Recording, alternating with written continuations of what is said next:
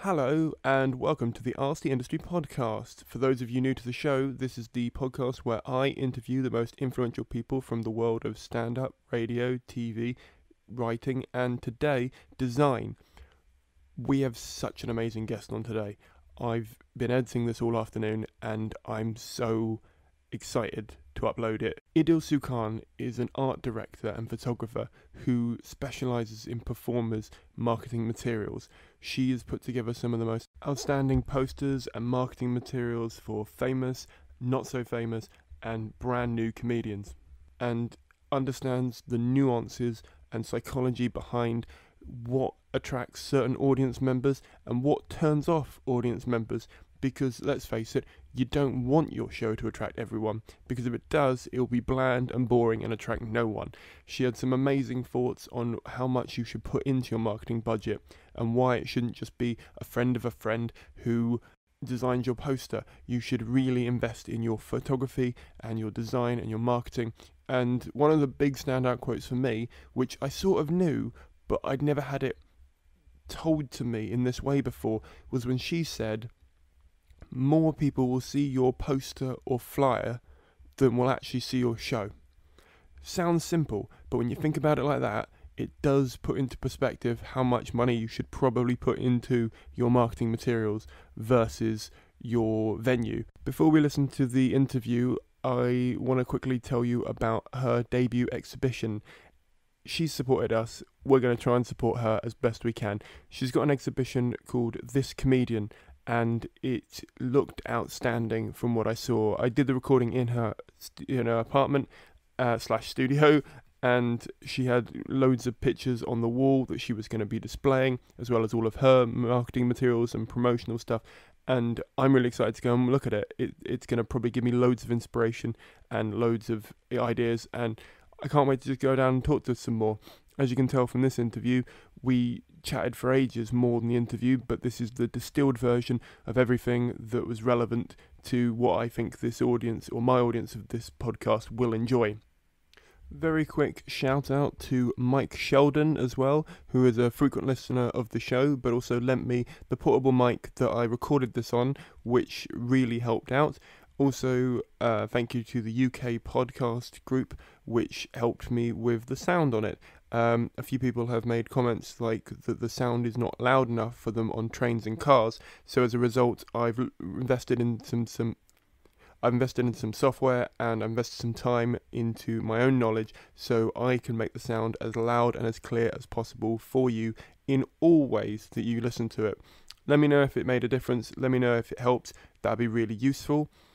Another bit of feedback I've been getting is sometimes these are a bit long to be in one file. Some people want them in two parts. So if you would like your podcast in two parts, you're in the wrong place, because this is the full podcast. I have uploaded it in two parts. So if you'd like to download parts 1 and 2, you can find it on iTunes, find it on rcindustrypodcast.tumblr.com, which is where you can find the show notes. Unfortunately, the show notes timestamps don't correspond for the 2-part episodes. They only correspond for this podcast that you're listening to right now. I don't have time to write the show notes for 3 different files effectively. So if you want to listen to the full podcast and follow along with the show notes, feel free. If not, you can download the podcast in 2 equal parts. This is not that. This is the full podcast. If you're in the wrong place, you might want to stop and go and re-download it in the 2 individual parts. If not, you're about to listen to the interview. So without any more delays, this is Idil Sukan. You kind of have to go right back to base principles, go right back to why you're even bothering to do comedy in the first place, why you're even bothering to figure out an hour-long show, and then develop the visuals from that, develop how you're going to be represented from that, rather than trying to Google marketing techniques. No, that's just interesting for me, because I find so I've got friends who do characters, and they'll sort of sit down and methodically work out, oh, the character's this, so they need to look more like this, or especially with sketch groups sometimes, because the sketch involves, props or looking like a certain way. But they're still coming from coming to the whole process from a creative origin. So they're still coming to what they're wearing from, well, why they're trying to develop visual gags, or they're trying to make characters cohesive. Like, it's the same with drama. I mean, drama especially, when you're trying to create a theatrical piece, then everything that the character is wearing, everything that all the characters' pipes and pearls and handbags, all of those are relevant. So that's why you have prop masters, and that's why you have costume people, and that's why you have huge teams in theatres, because they're all essential for rounding off those characters as much as possible. And the more rounded the character is, and the more cohesive it is, and the more subtle it is, and the more unified it is, and the more nothing stands out as weird or shoddy or lacking in detail, only then can you really have fun with the character.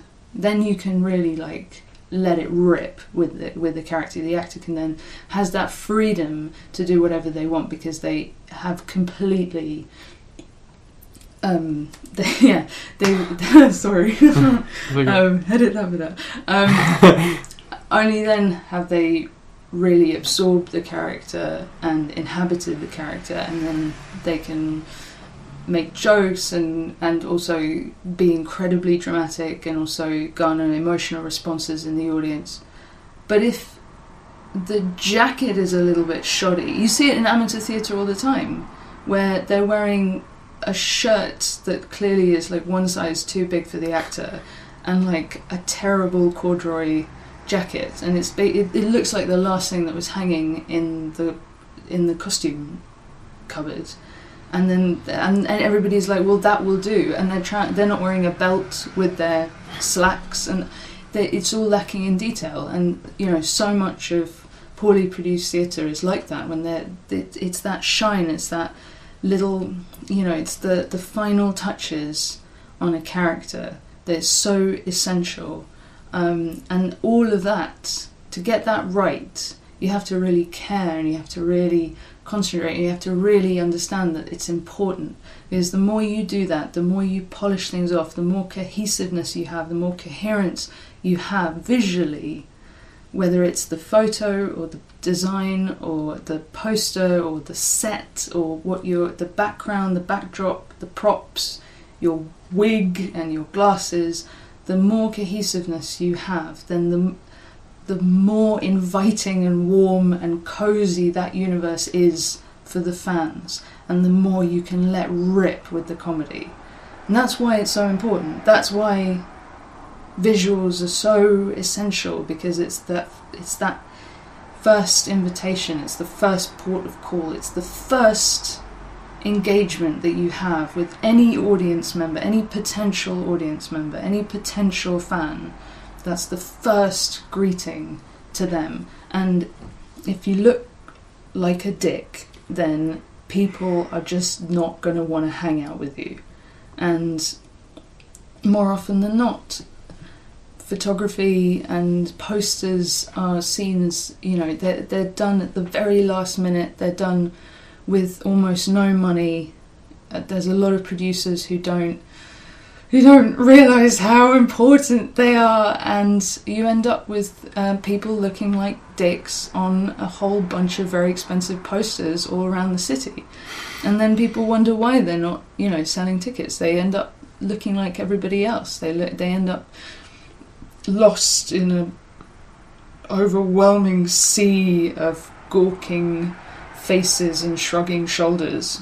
And nobody wants to hang out with someone who shrugs their shoulders all the time in real life. Like, if your buddy just every time you saw them picked up two arbitrary objects, like an asparagus and a shoe, and shrugged their shoulders and was like, hey, I've got an asparagus and a shoe, you want to hang out? You want to hang out tonight? Then you would not hang out with them, and you would never speak to them again. That's what would happen. And it's the same with posters. So yeah, stop looking like dicks, people, and pay attention to detail. It's all about the detail. That's what puts me off. So there's a lot of DVDs that have come out where they've just got a comedian holding a microphone, like just standing there with it, kind of thing. We know comedians hold microphones. Yeah, I know, yeah. We know, like, this is what's so incredible about the lack of faith that producers seem to have in their brilliant comedians, that they have to insert a microphone into their hand for all their photos to remind everyone, this person is definitely a comedian, everyone. They're definitely funny. Look, they have a microphone. They must have something to say, right? Like, it's so on the nose. Like, it's a poster of a comedian. They're holding a microphone. Like, it's unbelievable how like nobody even bothered to switch on their imagination that day. Like, they have one. Everybody has one. And it's just sitting there on a shelf and nobody's taking it down. And it's why I don't understand why producers and commissioners or PRs or that, you know, there are loads of fantastic producers, loads of fantastic PRs, loads of fantastic agents, certainly, but and actually more so over the years as comedy grows. The tide is changing, everybody. It's very exciting that people are more excited to do creative things with comedy publicity, but still, it's like, I mean, these people's lives, you know, it's a whole year of your life at least to develop an hour-long show to then record for a DVD, and it gets reduced to holding a microphone at a jaunty angle. That's your whole life is right there. It's like, well, I can hold this microphone slightly wackily, and that's meant to represent all your tears and blood and complicated relationships, and the fact that you don't ring your dad as much as you should do, and the fact that you don't eat properly, you get takeout like 4 times a week, and you haven't done your laundry, and your whole life is a mess, you cry all the time. Everything is boiled down to just one shitty fucking microphone. And that, I think, is a shame. I agree. I'm glad you agree. Well, no, you've said it a lot more eloquently than I have. The only exception to that is Louis CK. I think he has a poster for his latest special where he's just holding a microphone like that, and it's perfect for him, yes, because that's all he is. You see, I think it works because I think it comes from the same... Yes. Creative origins there. I think there are a couple of comedians that it does work to hold a microphone because they're so... With Louis, everything is stripped back so much. Like, it is him in a black t-shirt, you know, and he's talking about incredibly... I mean, basic. I want to say basic. I mean, because everything is so basic. It's like, well, my kid said the shitty thing, and I hate my shitty kid, and everything is shitty. And it's just stuff that just happened. Literally, everything feels it. He's the only comedian that I would ever believe if he said this. You'd never guess what happened to me. Like when I was just on my way to the gig, because every single thing that he says really does appear to be that thing that just happened right now, and he's pissed off. And there are comedians that suits, that it is boiled down so much that actually that reductive, very classic image does work for him. But equally with him, I've never seen him wackily gawk at the camera in this needy, despicably, like, wanton way of like, please pay attention to my poster. I've never seen Louis CK do that. Like, his photos, it's stripped down and it's calm and it's steady. And I think that's very important. And I think a lot of people will confuse that with like, oh, but he's got a microphone, but they don't see all of that. They don't see that it works creatively and coherently with the rest of everything, including his actual material.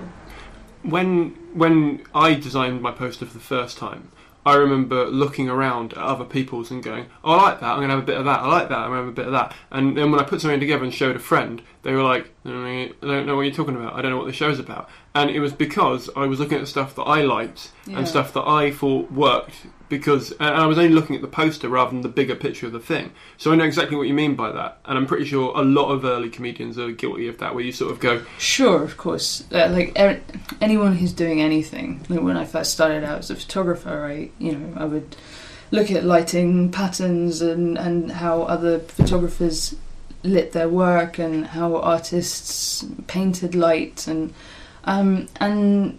at first it's for reference. At first it's because you're trying to find your own identity, and I totally understand that at the beginning of your career. But as you forward, if you're any good, if you're terrible, then that's what's going to keep happening. You're going to keep clawing around for any kind of sense of identity, and that's fine, because not everyone is good.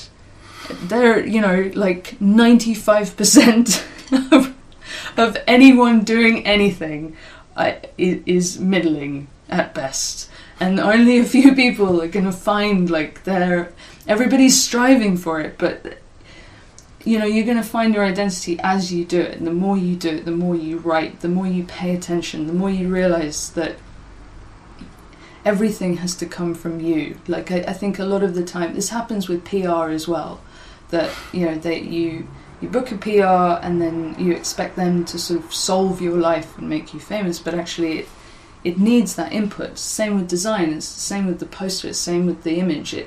You can't just book a photographer and then not talk to them, and then 3 weeks later you turn up at their studio and expect some award-winning photo to appear. You have to put in the effort. I've had someone turn up with a Sainsbury's bag full of wet clothes, and it's like, okay, come on, we talked about this. People have to meet in the middle. You're bringing a creative on board, and so you have to. So that's why it's so important to forge that identity and then communicate that identity, develop it with your other creatives, develop your identity with the PR, develop your identity with the producer. Again, you can't hope to be signed by a producer and then suddenly to sell all your tickets out. You've got to write a blog and tweet funny stuff, and you've got to put in the work every day, and you've got to do your own press, do your own production, do your own little Facebook event, do your own website, get a nice website, get nice pictures, talk to the photographer, give the photographer reference images, make sure that you know what you're getting, take the photographer out for expensive drinks. Photographers love that. Do that for your photographer. For your designer, again, give them a chance to do something great. Give them time. Don't ring them up with about 3 days. I think I've done so many posters, literally the day before. That's when I get rung up. I post on Facebook on my mailing list and on Twitter. I'm like, come on, book me early, and still people ring the day before the deadline and are like, hey, I don't have a poster, and nor do they, nor do they have a show, nor do they have a title. The more it's easier to say than it is to do, obviously, but the more you put in to anything, the more you get out of it. The amount of, I know they have merit and reasons for it, but the amount of photos I've seen with people holding a microphone in an unrealistic pose with a white background just because they said they needed headshots or whatever drives me mental. I know, because I have friends who do photography and they say, well, the reason it's got a white background, easier to crop out, so if we want to put you in something, that's fine. But then I look at some of the poses and I'm like, you're never, unless that was specifically for something, you're never going to need a pose where you're leaning up against a wall holding the, casually, well, we're like an orange over here for some reason, you know what I mean? Yeah. And I never understand why those are those just vanity shots then, more than anything? No, it's not vanity, it's laziness. People see those photos out there and they just take photos of what they think comedians should look like, because that's what they've seen, and that's what comedians have seen. There are comedians who think that that's the photo that they need. It's not just the photographer's fault. It's laziness on everybody's part. Everybody at every stage has been lazy to create that final image. They've looked at the internet, they've Googled comedian, they've seen some awful person, some awful shoot, scratching the back of their head, with their armpit showing, and then they take the exact same picture. There's also I think there are people who've collected them, like collected images of men scratching the back of their head and showing their armpit a little bit. Yeah, there's a Tumblr for it. There's hundreds of them. Right. And it's amazing. Sometimes you'll spot them next to each other in an Ed Fringe program, and it's hilarious when that happens. And it seems like nobody's even thought about it. Nobody at any point even questioned if that was the way to represent a male comedian. Is that like, is it, you know, was there a rule, was there like a symposium that dictated that that was how male comedians should be represented, while female comedians looking kooky and off to the side like they've got nothing challenging to say? So there are... Every single comedian likes to think that they're different, right? I'm assuming. Well, yeah, every comedian's doing it because they think they've got something different to say. They, you know, otherwise why would they bother doing it? They think that they're good. They think that they're better. They think that they've got it from a slightly different angle. That their jokes are different. And so why on earth are their photos not coming from the same detailed place? Like they, you know, I have to sometimes really get it out of people. Like, we really have to talk about the show. I really have to force it on a lot. I mean, that sounds insane, but, you know, most of the time, you know, people come to me because I like to do narrative stuff. I like to do very creative stuff. I like to do very art directing stuff. And sometimes people just assume that just gets plucked out of nowhere. And they think they can just sort of turn up. But actually, those pictures are a result of a huge amount of planning. Like, it's days of thinking and working and figuring stuff out and talking to the comedian and producers and PRs and all sorts of things and planning for it and getting stuff in and getting reference images in. And sometimes a comedian will see all those images and not realise all the work that's gone in. From both sides, not just from me, but from the comedian as well. That's what's critical, is the comedian has invested that time into that shoot as well. It's not just me. And that, you know, sometimes you have to encourage that to come out of the comedian. You have to encourage them to care about it. Because otherwise, I may as well just give them the camera and they can, like, set it up on a tripod and take their own stupid picture. Like... You know, what's the point of getting me in to do it otherwise? Or, you know, what's the point of paying a photographer to do it if you're just going to, you know, turn up and do a shot that everybody else has and there's absolutely no creativity has gone into it and no reflection of your singular talents or your specific uniqueness and comedy charm has gone into it. Like, there's no point, you know, just set up your eyesight on your MacBook and take a bunch of pictures and use them. You said a second ago that you should take your photographer out and take your designer out. Does that mean you think photographers and design, you should get a photographer and a designer, or do you think it's better to have them be one person? Not everyone does do design and photography. That's there are, of course, some photographers who do design as well. I do design and photography. I started out as a designer and artist, and then I took up photography.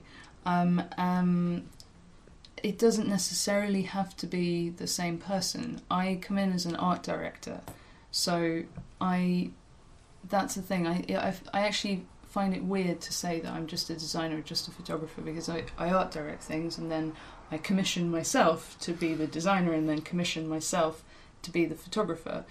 I have on very rare occasions commissioned other designers to take things on, or commissioned set designers, and I obviously commission stylists and I commission hair and makeup people, and I get very specific people on board to come in on the team.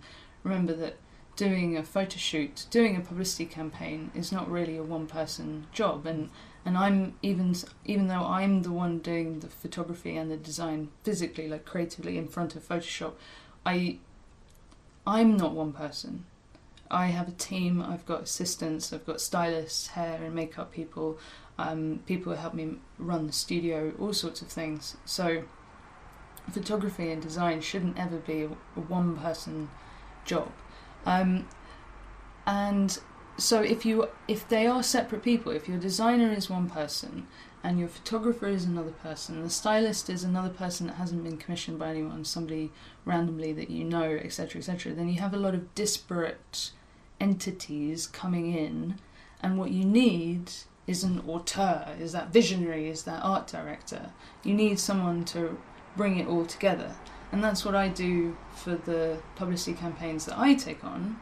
But if you don't have someone like that, then you get those classic posters where it's just a random photo, which is nice, you know, a random nice photo and a random nice font, and then just whacked together, and then there's a poster. And that is the majority of Edinburgh Fringe posters, like the great majority, you know, nice photo, nice font, people say, oh, cool poster, but actually it's kind of nothing. It's kind of, at no point has it been art directed or developed, again, with that, in parallel with how you've been creating the show.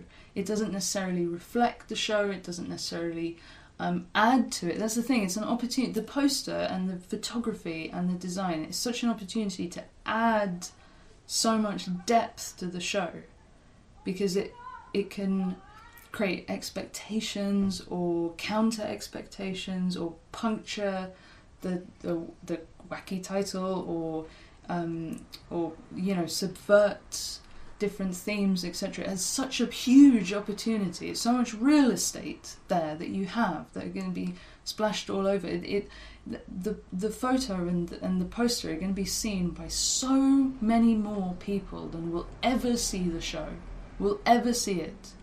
Thousands of people, tens of thousands of people, hundreds of thousands of people sometimes will see the poster, and only sometimes a few hundred people will see the show. And people will lie. You'll get, you know, if you have a good Edinburgh, you come into meetings in London, everybody wants to talk to you.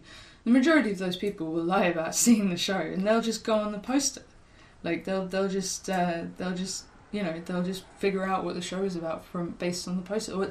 It's not that they're lying about seeing the show. It's more that they're looking at you as a commercial entity. Suddenly, they're seeing how you work on a poster. They're seeing how you work as a sellable commodity. It's quite an exciting prospect for them if your poster is great. If you look incredible in photos, so you need to get that really like great poster. It's not good enough to just have a random idea and say that to the designer and say that to the photographer. You need an art director to bring them both together and to make sure that they're working in sync, in unison. Now that art director could be you. You could be there's no reason why the comedian can't be the art director. But the comedian has to realise that that's the responsibility, instead of just randomly being like, yeah, I love that font and I love that texture and I love that, you know, like, let's do a cool, you know. There has to be this kind of interest from them in their whole show, in every single detail of their show. So yeah, of course you know, it's not a one person job. There's always a team involved. And if you find someone who does both photos and design, it doesn't follow that they're also an art director. By the way, getting one person to do both the design and photography is not necessarily better than getting different people, because that person who does both might be doing the same thing, might just randomly take a photo and then randomly pick a font. They're not necessarily art directing either. You still might have to come in as the art director. So that's kind of the difference. That's that's what I try and do. I come in as an art director, and then we get the best possible facets of every part of making that poster, making that coherent publicity campaign. And sometimes we'll make bits of sets that work as well, that actually continue that art direction into the show itself. So bits of the set will reflect the poster or the photo, or what people are wearing. So a lot of the time the styling that we do for the photo shoot, that styling will then be bought out and then will actually be used on the stage, and throughout the actual performance and through the year, the whole touring. Backdrops that we use in the photo shoot then will then be used on stage. There's all sorts of things that we can really expand that to create that universe. Sorry, that blew my mind a bit. Just because I didn't think of that more people will see my poster than my show. Yeah, of course they do. No, I know, but I never thought of that. I know that sounds ridiculous. It's crazy, isn't it? And people don't realise that that's why it's so important. Yeah. Because people have an opinion of you without ever seeing your show. Or meeting you or watching you or whatever, yeah. Exactly. They have an opinion formed based on that poster, based on the photos, based on your website, based on your Facebook page, based on visuals. We're living in a visual society now. It's an absolute epidemic of photos everywhere. We're completely surrounded, and people make instant judgments based on photography, and those photos and that design has to be a reflection of your show and your ideas and your comedy, and a reflection of why the fuck you're even bothering to do this in the first place. What I'm thinking of is I do that when I look at other people's posters. Yeah. But I never think of it from... Do you know what I mean? Yeah. We all judge everyone else, and we never figure out that we're the ones being judged as well. Because it's much easier to judge everyone else. It's very easy. I'm very judgmental. Oh, that's nice. Yeah, of course I am. I'd be rubbish at my job if I wasn't this judgmental. That's fair. I'm never letting you see my post. Don't let me see it. Unless I've designed it, don't let me see it. It's so pretty though. Okay. We'll talk later. I might have to get you to redesign it. But That's what they all say. I don't know if I can afford you. But that's what they all say. Are you okay to talk about fees and stuff? Mm-hmm. How do fees work with you? I'm more expensive than other people, but I think I do something.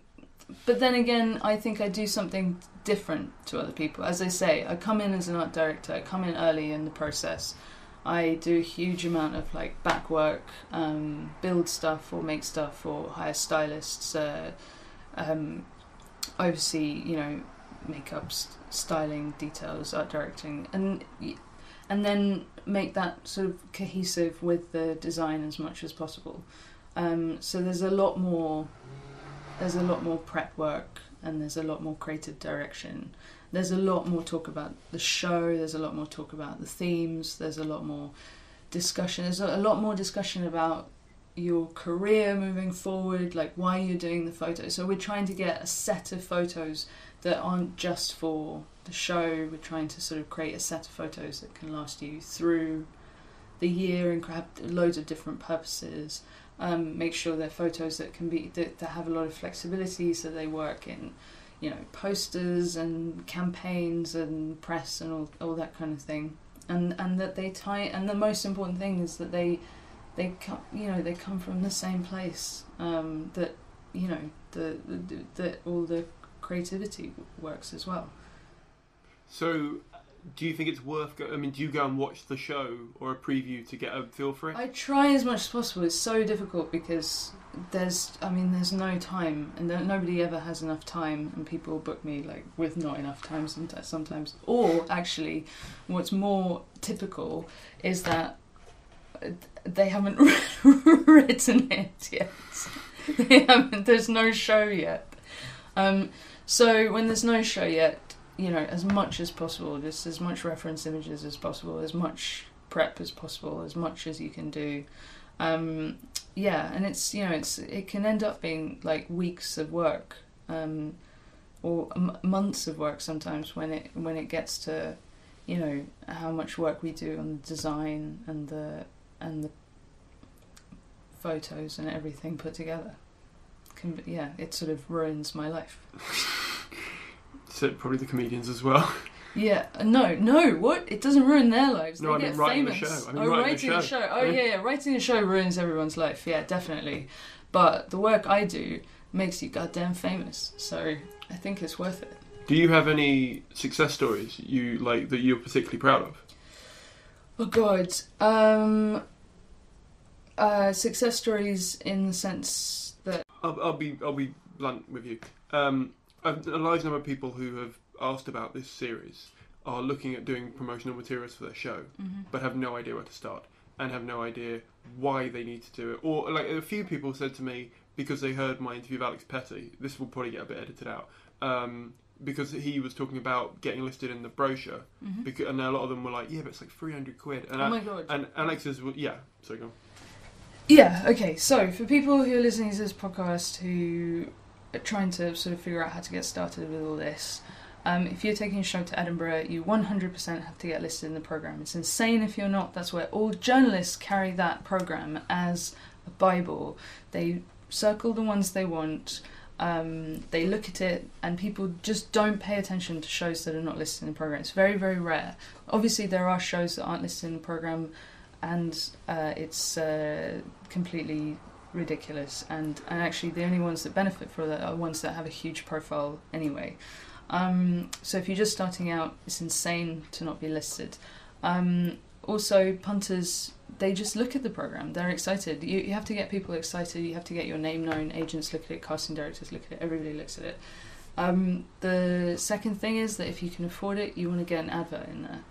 If you only have a limited budget for advertising, you want to get an advert in the Fringe programme. Because as I say, every single person will look at it, scan it, circle it, get excited about it, and read it from cover to cover. I mean, the comedy section gets read and read and read and read and read. So if you have a huge advertising budget, then yeah, go for it. Get the quarter pages and the full pages in 3 weeks and all this kind of stuff. But if you have a limited budget, actually just getting one quarter page in Fest and, you know, an eighth page in the list and stuff, that won't do you any good, because it'll be so random that people won't notice it.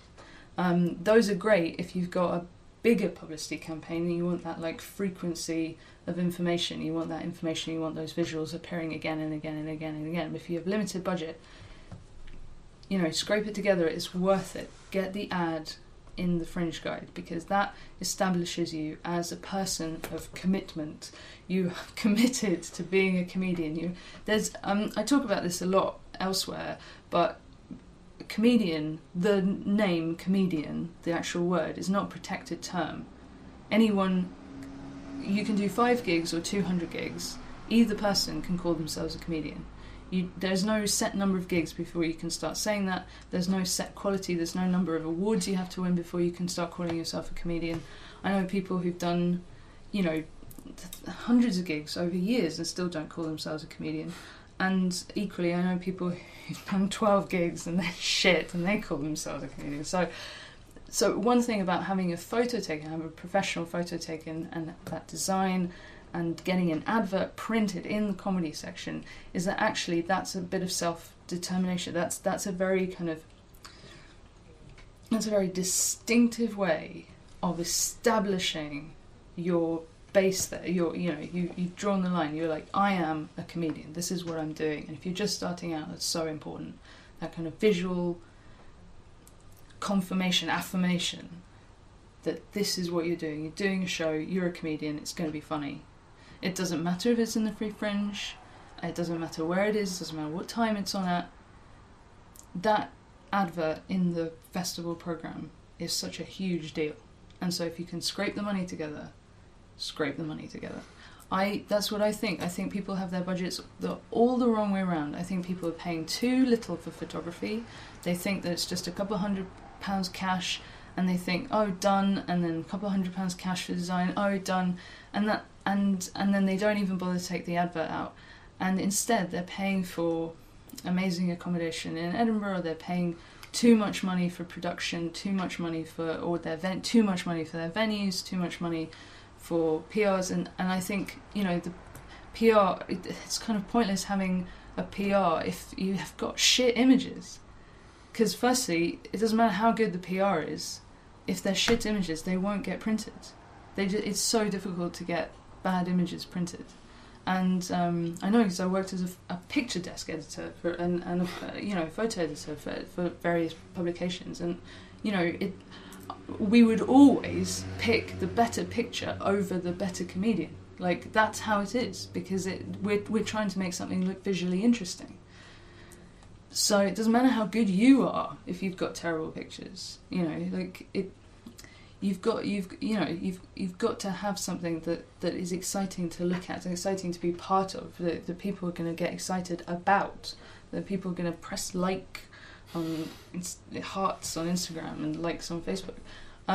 So if you're trying to, so your budgets, a lot of budgets are the wrong way around. Put the money into the thing that's going to last the longest. Put the money into the thing that's going to have the biggest impact visually, and the biggest impact on your show, the biggest impact on getting your name out there. Because ultimately, Edinburgh is a trade show. Edinburgh is about getting your name and your face out there and establishing yourself as a comedian. And you can be as arty as you want, and you're not trying to play the game and stuff like that. And, you know, I mean, Daniel Kitson played the game at the beginning. You know, he won a bunch of stuff, and he had a PR, and he had an agent and everything. And only now is he, you know, poncing around doing like no posters and no press and stuff. But it's like, you don't start out that way, guys. That's not, you know, you have to earn that if you even want it, you know. So it's completely stupid to do it the other way around. That you need to invest in your show and how your show will be represented. That's a critical thing. So scrape the money together, put it into the photography, put it into the advert, put it into the design, and then spend the rest of your time just doing a kick-ass show. Everything else will fall into place. Because all the questions I've been asked are things like, you know, what's an eye-catching poster? What makes a good poster? What should I be looking for in flyer design? And it feels like everyone's asking the wrong questions. Yeah, listen, anyone can use a camera. I can throw my technical guide at you and give you a week and you'd know how to use a camera. Anyone can buy a camera. Anyone can, you know, get their uncle to buy an expensive camera for them, and anyone can like read about some typography rules. These are all available, extensively available on Google, free of charge. Anyone can learn what those rules are of what makes good typographic design, what makes good, how to take a picture.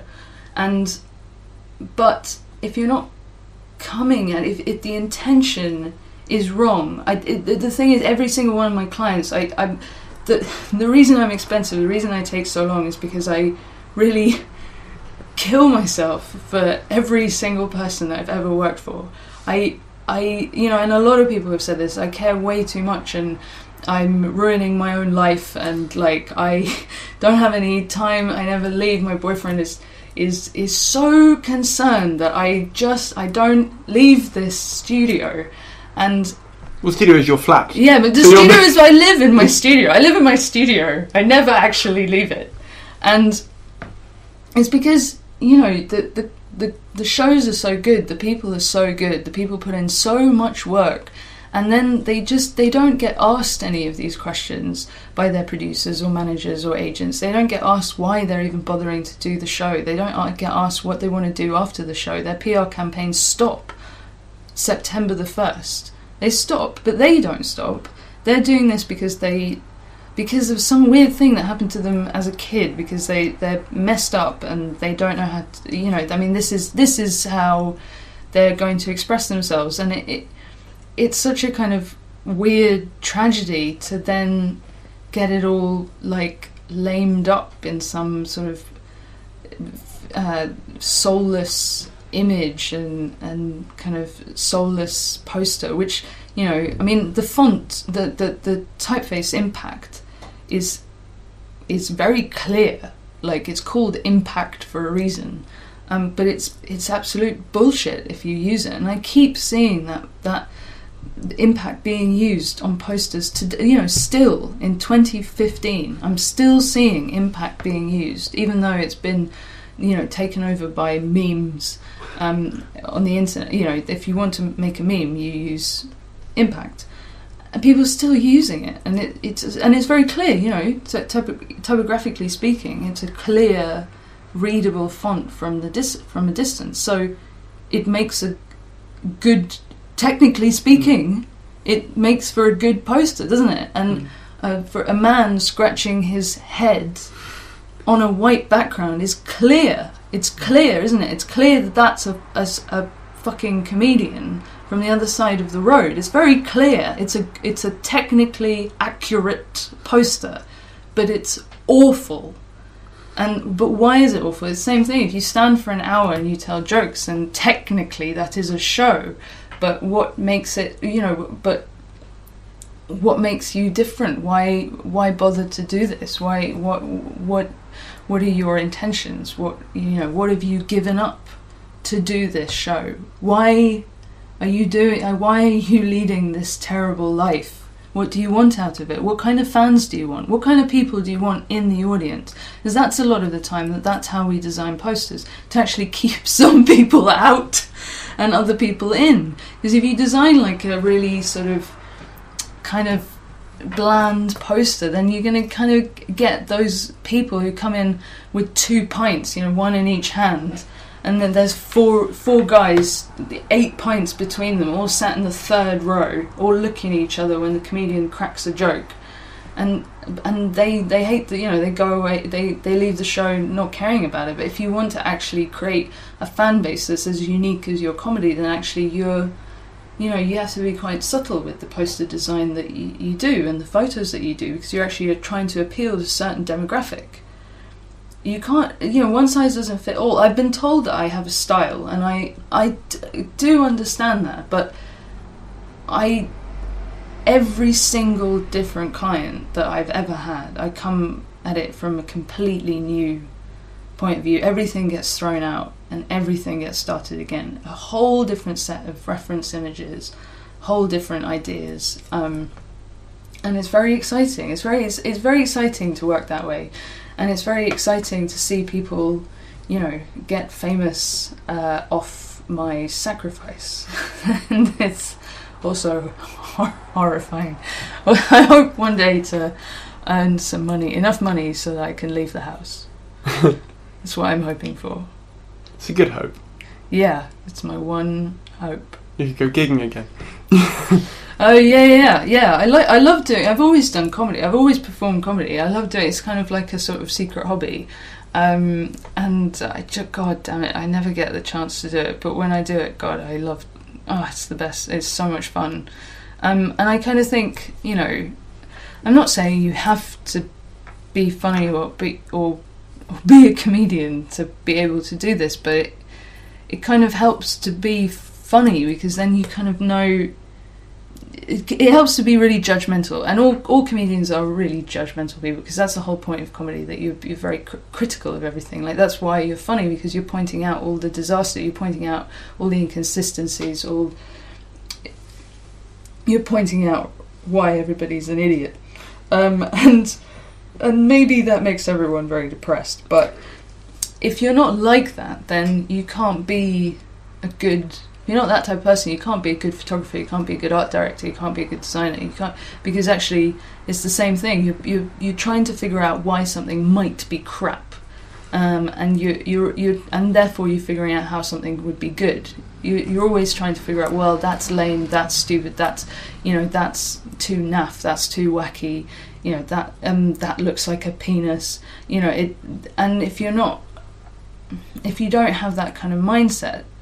I'm not saying you have to be a comedian, but you do have to have that mindset in order to be a good creative in anything, whether you're a writer or, well, I kind of think that you have to be like that if you want to be good at any profession, if you're, so it's kind of really important.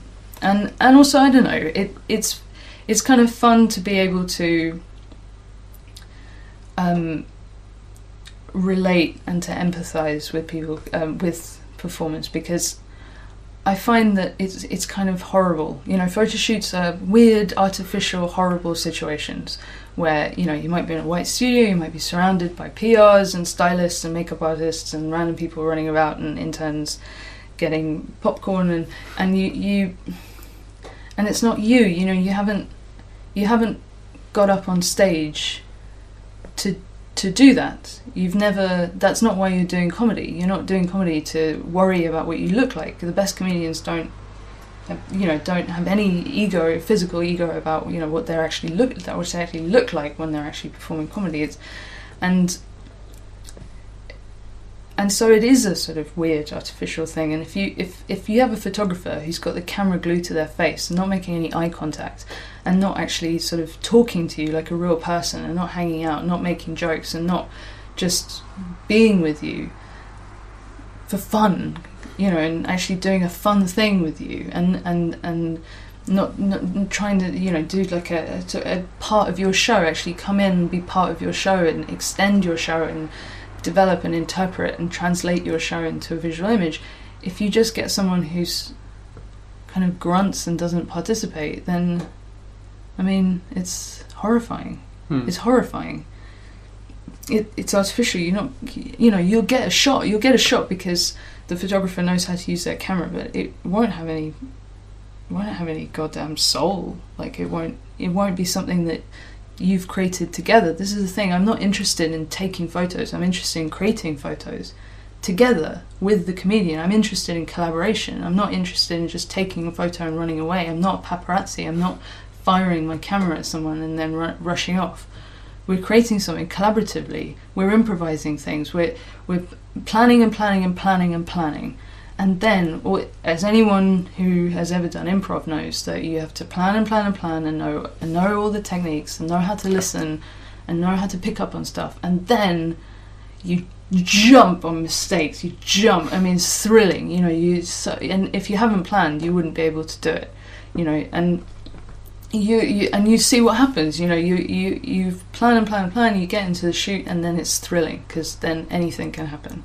And you do that collaboratively. You do that because you're both listening to each other, you're both talking to each other, you're making eye contact to each other. You trust each other to have great ideas. I'm always asking the person in front of me what they think, how they feel about things, and they're asking me the same thing. And we become partners rather than just flashing a camera at someone 500 times and playing a numbers game and say, one shot will be good, but that is not a fun way to do this. Are there specific types of shows you like working on, and are there any types of show that you wouldn't work on? It's not about the type of show, it's the people. Oh, okay. Yeah, of course, because straight stand-up shows, there can be one stand-up comedian who is doing it because they think they'll get famous that way, or they think it's cool to do it, or they think they're funny because their mates think they're funny, and they actually are not in any way creative, even though they think they are. And that can be really harrowing. It's really difficult sometimes when you find someone like that, because you really have to sort of, you're trying to find something creative in them that they just, sometimes people just don't have. And then someone else, again, doing just a regular hour set of jokes, actually comes to that hour in an incredibly creative way, in like a really exciting way. It's got lots of themes, or again, it doesn't need to be a theme. It's just that they have more rigor. They have more. I don't want to say intellectual, because it doesn't matter about the type of comedy. It doesn't matter about the type of comedy, whether it's kind of broad or that's not what I mean. It's more the type that it's like rigorous in their brain, that they have thought that it doesn't matter how crass the actual jokes are. It's that crassness comes from an exciting place. That crassness comes from like a a brain place or in a guttural place, like a place that they're excited about, it's that they care about, that they're thrilled about. And sometimes you get people who literally don't seem to care about the show at all.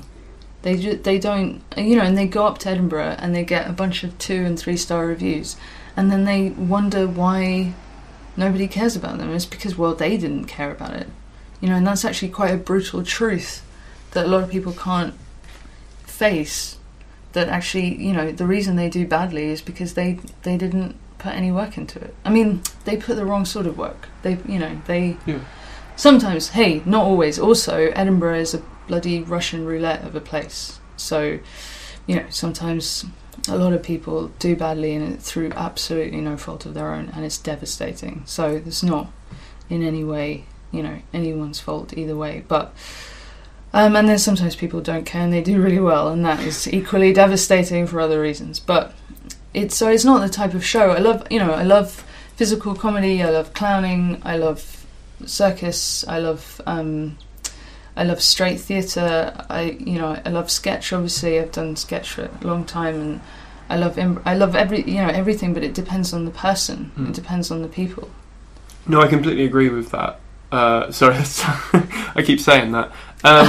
No, it's because I wrote a blog post a while ago when I first set this up. Because after the first episode, I spent probably 40 minutes trying to find the right shade of green that I wanted for the notes. Yeah. And I wrote a blog post about why I shouldn't have done that. I should have spent more time editing that podcast because I was putting in loads of effort, but just in the wrong place.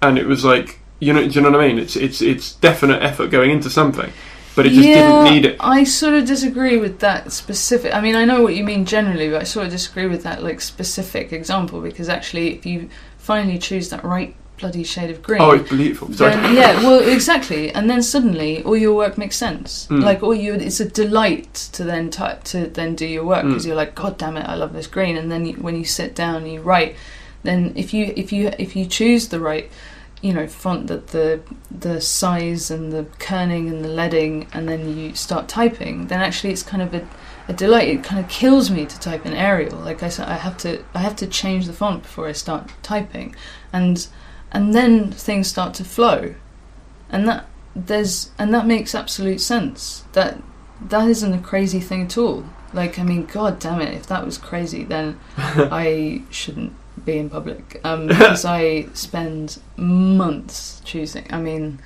God damn it, so long choosing things, going over stuff over and over again.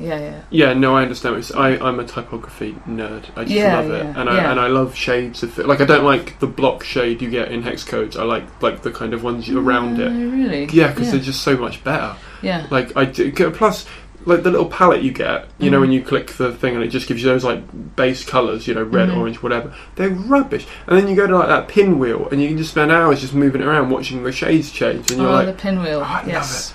love it. Maybe it's just us. Yeah. No, well, yeah. I kind of think basically it's the same. I feel the same way as I feel about people who say, "Oh, I'm rubbish at computers." Like, those people are the worst people in the whole world. Because you're not rubbish at computers, you're just lame and awful. Like, if you sat down and you just paid attention, then you would realise that you do care a huge amount, and you could use a computer if you wanted to, because you're on Facebook all the time, you idiot. So you're using a very sophisticated interface already. So you're great at computers. So it's in the same way when people are like, oh, I don't know what to have in my photos, I don't know what to have in my designs. But then they go around judging photos all the time and liking photos and not liking other photos and loving stuff on Instagram. They're frequent, habitual, obsessive judges and consumers of photography and design. Everyone is. Every single person in the world, in our very little privileged bubble in the United Kingdom, the world. We're all obsessed with images. So we all understand what we like and what we don't like, because we're algorithmically detailing that all the time now, so we're all experts at it. So if someone comes and they're like, oh, I don't really know what photos I want, then I will just sit them down and I'll get it out of them. I'll interrogate them until they finally like form an opinion about it, because they do have the opinions. It's just deep down they haven't rigorously asked themselves that. And the more rigour you have in your show, the better it's going to be. The better, because it makes you question your show as well. So yeah, so people are experts on judging photos and having opinions about photos. And if they say they don't, because I think they have that same reaction to maths and same reaction to computers. They're like, oh, I'm terrible at maths, oh, I'm terrible at computers. And actually it's like maths isn't that hard and computers aren't that hard. We do maths all the time, and we do Excel sheets all the time, and we play with computers constantly. We're always on Facebook, we're always on our iPhones, we're using really elaborate user interfaces constantly, so everybody's good at computers already. So I interrogate it out of them. I if they come to me with that sort of whiny kind of like, oh, I don't really know what I want from photos. It's like, well, I sit them down and I get them to rummage inside themselves and figure out what they do want out of photos, what they really do, because everybody does have opinions. Everybody is constantly judging. Everybody is an expert in having opinions about photos and visual design, visual narrative, visual communication. So yeah. So from your end, there must be a lot of psychology going into the design of marketing materials. Yeah, I mean, a photo shoot is kind of like a therapy session, because that's what it is, because you're asking why and you're asking how, why are you bothering to do this shoot, how we want to bother doing this shoot, how you feel about things, how you're feeling right now, how you felt today, all your insecurities, or all the positions.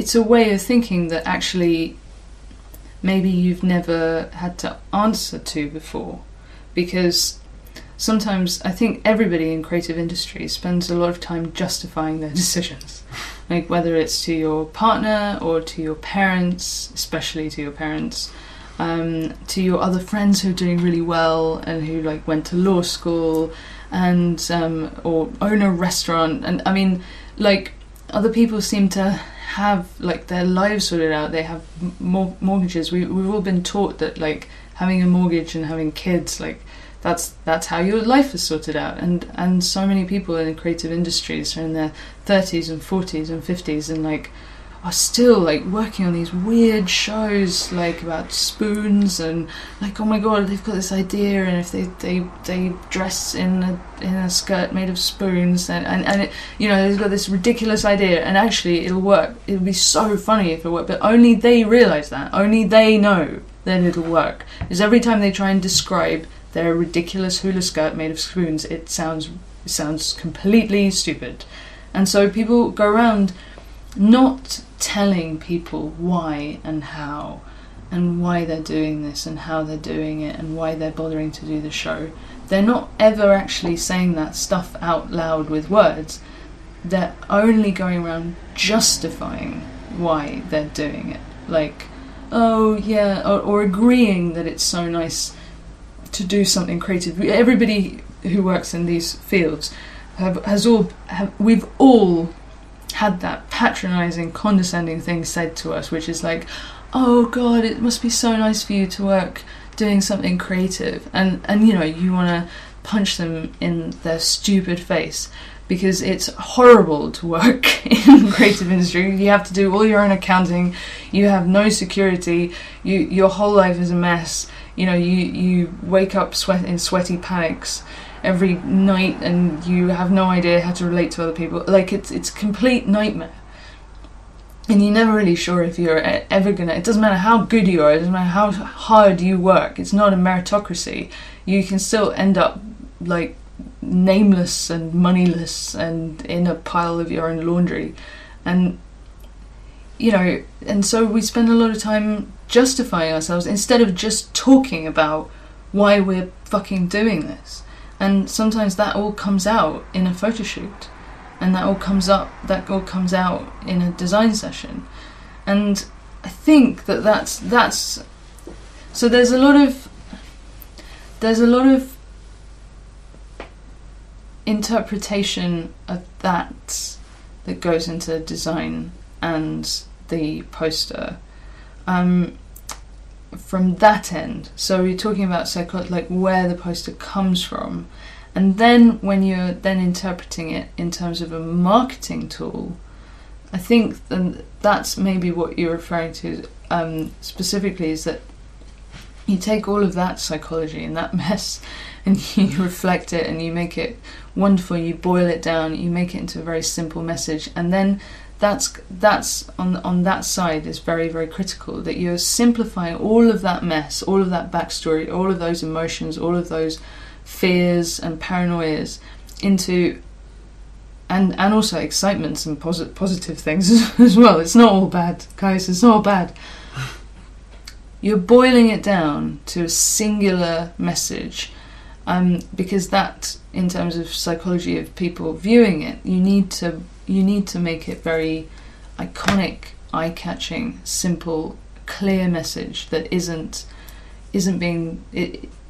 not undercut by rubbish type, or type that doesn't flow very well, or that doesn't have a nice sort of flowing kerning height, kerning width, or any kind of, it's all aligned up nicely on each margin, and all of these things, if done incorrectly, they're all distractions, they're all horrible sort of, and you want to boil it down to a very clear message, because photography ultimately is just communicative design. It's a form of communication, so you can't have mixed messages, and everybody does have mixed messages. That's what's so challenging and exciting about doing this work, is that everybody is a mix of conflicting and paradoxical emotion and mess, and you have to dig and dig and dig and dig and find that one underlying principle that you want to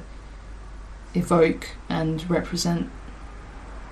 And in terms of advertising psychology, yeah, you could be very cynical about it. There are lots of different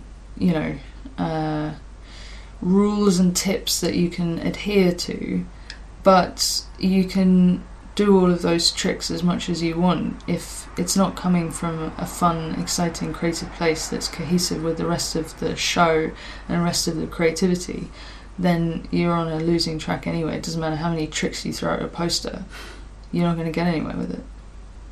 That makes sense, and that again answers a lot of questions that I've been asked, and it again feels like most people are focused. I think if I hadn't heard the stuff expressed the way you've expressed it, I would have carried on thinking I just need a pretty image to put up on a wall. A lot of people think that. Yeah, I've thought that for the last 3 Edinburghs, and I didn't even do a show in the first one. I just looked at posters and thought, oh, that's a pretty image, that's what people do, that's why that works. Yeah, and people don't realise that actually, the best images, the best posters are doing so much more, and maybe a lot of that is subliminal, and that's part of the reason this job takes so much out of me, because the sign of a good producer is a producer that isn't noticed, almost. I mean, it's can be a very thankless task. The majority of the work I do does not get noticed by anybody, and that's actually a compliment when people say, "Oh, it's a great poster," and they don't see it. They don't know why it's a great poster. They don't know why. They've never even questioned why it's a good poster. It's a great image. They don't know why, and actually subliminally, there's so much going on that it might speak to them emotionally or narratively, or in ways that tie into sort of a different campaign thematically. There's cohesiveness between like a pack of images over a period of a year. There's all sorts of stuff happening, and all of that is essential, because that's what evokes that emotional response. But people don't know why they like things a lot of the time. You don't know necessarily why you prefer Channing Tatum to Ryan Gosling, but you know that you do. So it's very guttural, it's very instinctive, and that's what you're trying to aim for. But actually aiming for that is the most thankless task. I mean, it's you know that you've done it, you know that you've put all that work in, but my God, you know, producers don't realise. Producers are just photocopying pretty images that they see. That's why a lot of posters are crap. That's why a lot of posters are middling. And that's almost worse than being crap.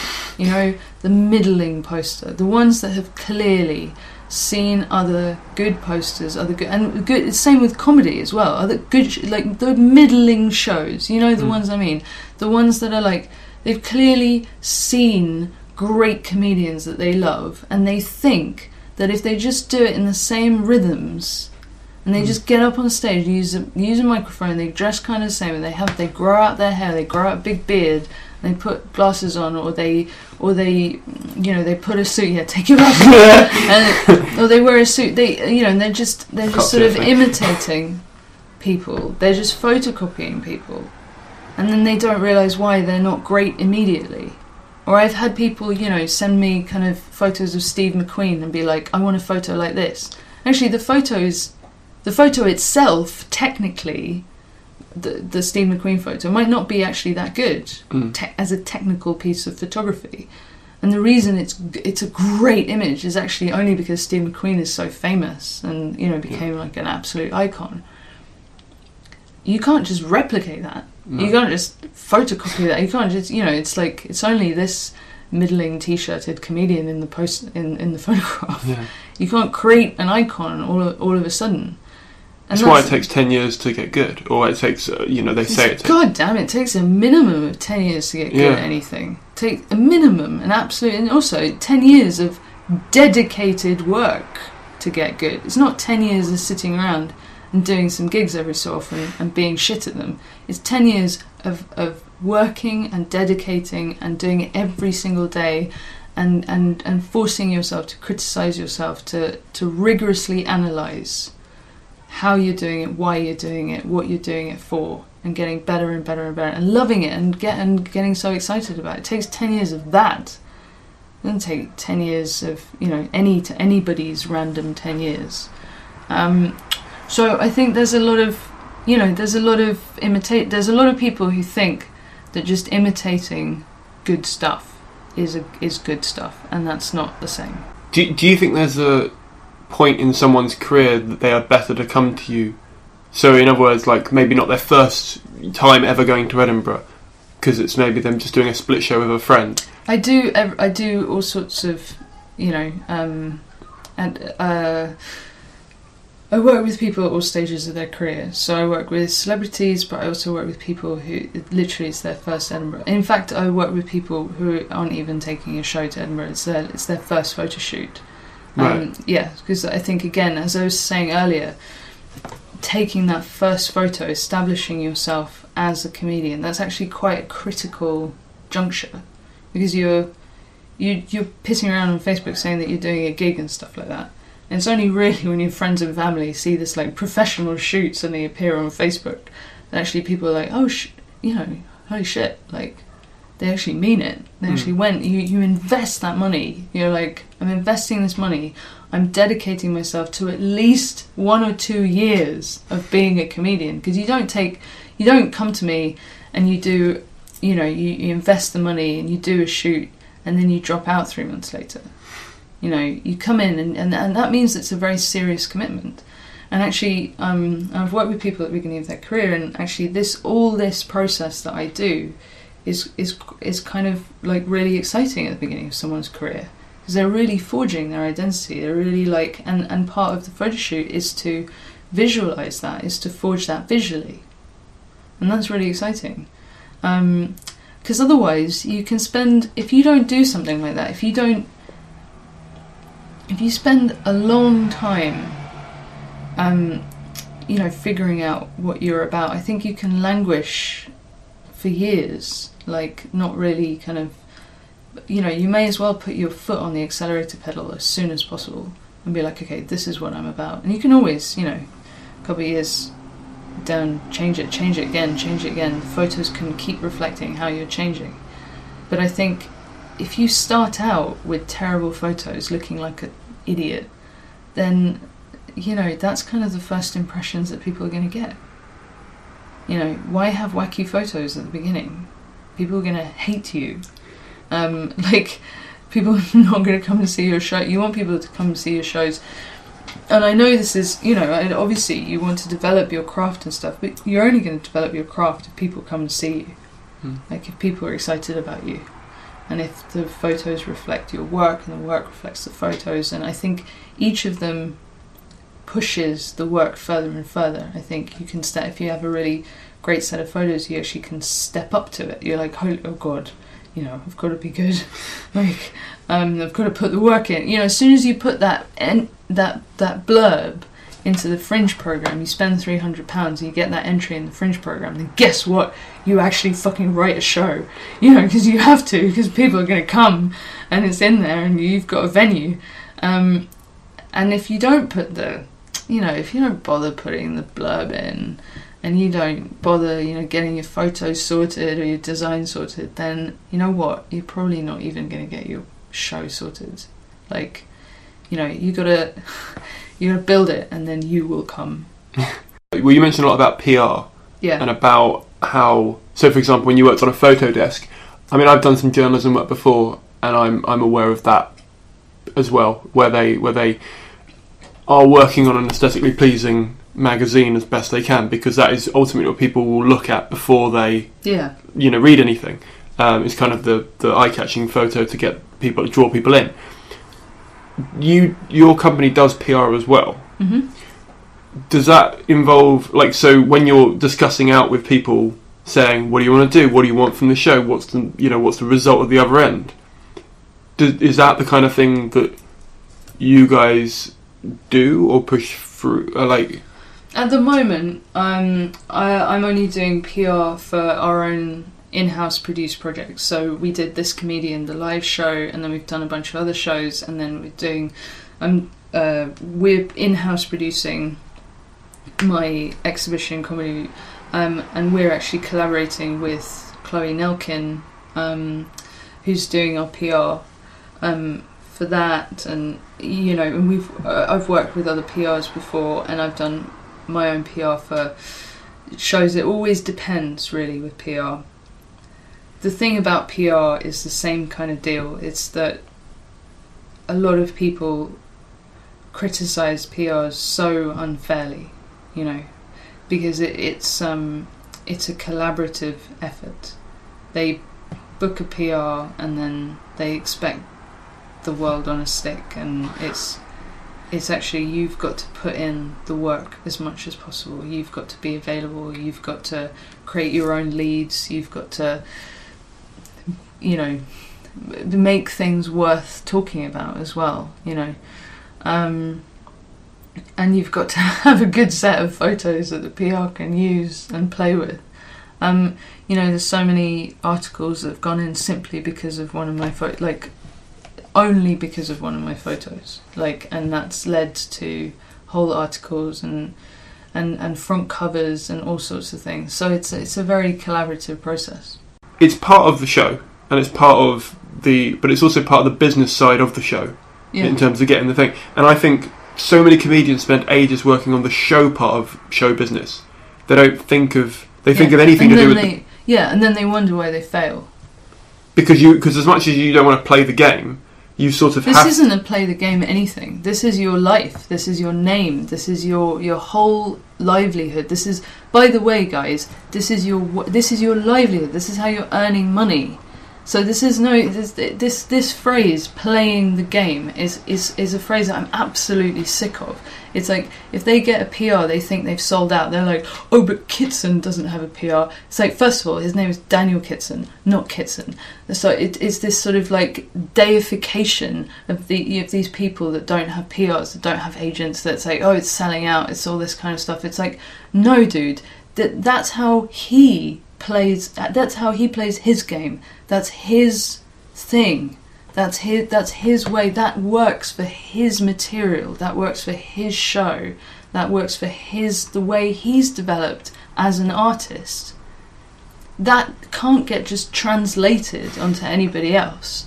You know, there are other people who don't have PRs or don't have agents, and it works for them, very specifically for them, because actually that in itself, him not having an agent, is in itself a reflection of his work. And people think that they can just take that and run with it with their terrible work and think, oh, well, you know, if he doesn't have an agent, then I won't have an agent. It's like, what is wrong with you that you idolize people and don't extract actual facts, you know, any kind of useful information from it? This isn't a playing the game. It's that you have to. There's no bloody career path in this. In the creative industries, not a single, there's nothing. There's no 7-year tenure here and then 3 years apprenticeship there. There's nothing. We have to figure it out all by ourselves. We have to do all our accounts. We've got to do all our business strategy. We've got to do all our bloody websites and social media now, and I mean everything. We've got to do everything ourselves, and so we've got to actually put the work into it. And we've got to learn accounting, by the way. You've got to learn how to do it. You've got to learn how to do taxes. You've got to look at your Edinburgh settlement and figure it out, and figure out where the money is coming from. The money is part of the creative process.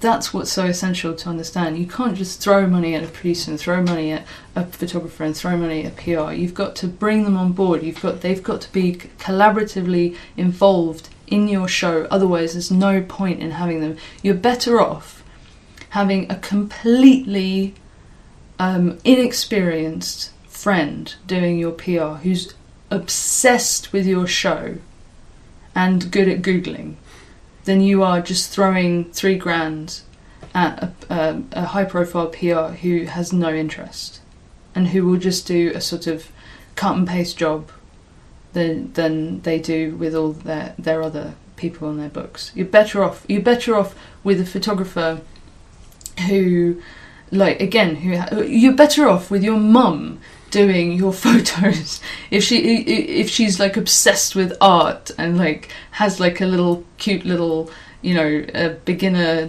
DSLR camera, and you're better off with someone obsessed with you than you are with just throwing money at someone. And you know, and that's what I do. I come in and I get obsessed with the people I work with, get absolutely obsessed with them. And you know, I need to earn money, so sometimes it's hard to turn people down. And every so often I get lumped with someone who's an absolute, you know, arsehole, and I've got to get obsessed with them as well, and that's very hard. But you know, thankfully, 99% of everyone, you know, they're all brilliant and exciting and thrilling to work with. But I think that's the thing. It's playing the game is nothing. This is your careers, your name, your reputation, everything that you strive for. You know, this is, you know, it's your business. This is a business. This is how you're going to earn money. It's how you're going to take care of your children and your partner. Like, to grow the fuck up and realize that you are both earning money and trying to develop yourself creatively. If you don't earn money, you won't be able to develop yourself creatively. The money is part of the creativity, and anyone who tries to separate it is a fucking naive idiot. By the way, Daniel Kitson makes money, guys. So, you know, stop separating it, stop seeing it as a way of selling out, and start seeing it as an exciting, critical, intertwined part of the creative process. You earlier said you love seeing like clients like get famous from your work and get really good recognition and stuff. Do you, ever since my first Edinburgh, like so the last one I've done, and then this year as well, I keep trying to write down a list of what I want from Edinburgh, because I figure I want to have some targets, I want to have some aims. And it sounds like you sit down with people and go, what do you want from this? Do you want like management? Do you want like PR? Do you want the reviews? Do you want like a tour off the back? All that kind of stuff. Are there any aims that you think, I mean, obviously it will vary, but like, so for example, a lot of comedians in their early stages think, oh, I'll go to Edinburgh, I'll get discovered, I'll get management, and everything will be all right. I mean, are there any unrealistic aims that you would like to put a pin in the bubble of? I mean, all of them, yeah. Edinburgh's not a fairy godmother. Edinburgh is a terrible place. It's a dog show. Everybody is there selling their wares, and everybody is being compared to everyone, and then, awfully, there's a bloody competition, and everyone says, everyone I've ever met is like, yeah, obviously I don't care about the Edinburgh Award, or obviously I'm not in it for that, and everybody cares about it, because everybody in the third week, that's all that anyone ever talks about, and it is horrifying, and it's the worst thing in the world, and it's so awful, really, because again, it's another way of this reductive process. It's like, you know, if you don't get nominated, and then everybody is like, oh yeah, they're definitely on the long list. The amount of times I've heard agents claim all their clients are definitely on the long list is hilarious. The more you put in, the more you get out. It's got nothing to do with awards, it's got nothing to do with management, it's got nothing to do with agents. The more you put in terms of your work and everything around it, remember that it's not just the show, it's everything around the show as well. The business side of it, the contacts that you make, your mailing list, your website, everything that you're building. The more you will get out of it, and the more right stuff you will get out of it, instead of just chucking money. You want to create something really that's yours, that has to be you being up on stage, rather than any other random comedian could have taken your place. And that's what I see on a lot of posters, that literally, like, it could have been any other comedian who's, 33 years old on that poster, and nobody would notice the difference. And it's the same with, like, a lot of people's shows. There's like a lot of shows that I've seen, stand-up shows and sketch shows, that's like, well, this could be any random 4 23-year-olds doing this sketch show, or this could be, any random 27-year-old woman doing this character show. It's like it doesn't. You kind of have to really make it yours, and that's the same it's the same with the publicity and the press and every part of that. And then you will get the right kind of fans, you will get the right type of management, you will get the right type of PR, you'll get the right type of TV commissions if you get them, or it'll be the start of it. You'll get people who start to get obsessed with you. And that's the thing, you want to be people's favourite comedian. You don't want to just be a comedian that's done well, because that will lead nowhere. It's better to be the favourite ever comedian of like 10 people than to be the sort of 50th favourite comedian of 1,000 people. You know what I mean? Does that make any sense? It's better to have, that tiny group of obsessed people. That's what you want, because that has legs. That will grow. But the other thing won't grow. That goes nowhere. It's the 1,000 True Fans theory, if you know that one. Oh, yeah. That's exactly it. Where you need X amount. Well, obviously it varies, but you need X amount of people to give you X amount of money each year who really care what you do, in order to make a profit and be a profitable artist. Yeah. But that's what Edinburgh's for, I think, is to start to find those fans, and that should be your expectation, and that should be the end of your expectation.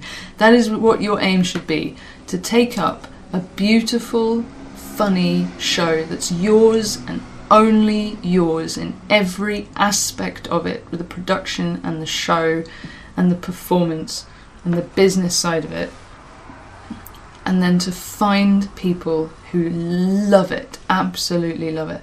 And that is it. That should be your aim, and nothing else, because everything else will come.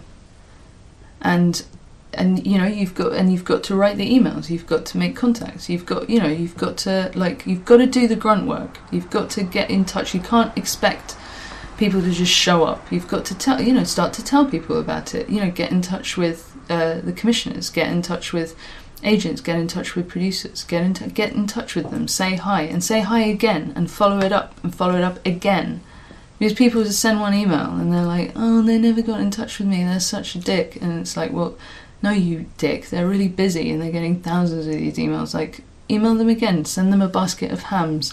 Not hams, I'm vegan now, but, you know, like, of jams. Send them a basket of jams. You know, be something different and people will find you. That was Idil. I hope you got as much out of that as I did. I found her fascinating and exciting and really knowledgeable, and I got so much out of just a few hours of talking to her. If this isn't enough for you and you want to talk to her more, you can come down to her exhibition. Find the event on Facebook. It's called The Comedy Collective's Field Trip to Idil Sukan's exhibition, This Comedian. The exhibition's called This Comedian. The website for it is thiscomedian.com, and I hopefully see you there. I'm going to be there, so come say hi to me as well.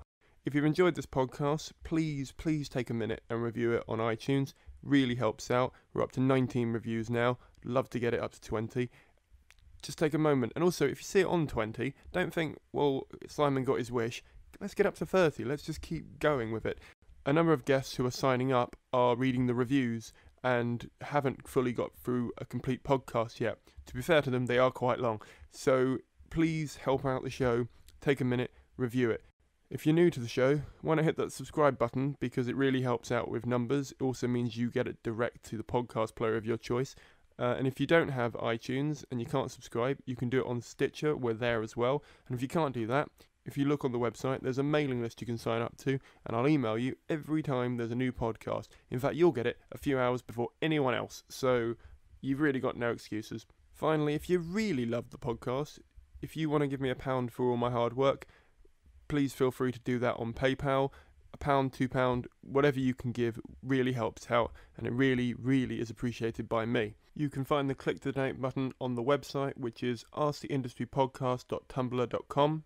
Next week's podcast is going to be with Jeff Whiting, who is the owner and founder of Mirth Control Comedy Clubs, which runs over 100 comedy clubs around the UK. On their website, they are billed as the largest independent comedy booker. They're also a management agency. I'm looking forward to chatting to him about what it takes to get booked, what he looks for in an act, what he looks for in an act to manage, realistically how often in a year will you get booked. And if you can't wait for that, we've got 2 episodes out by bookers already. Episode 1 with Hills Jaeger and episode 2 with Alex Petty. So if you want to have a quick listen to them, that will give you a sample for what you're looking forward to getting this week. Thank you very much for listening. Bye.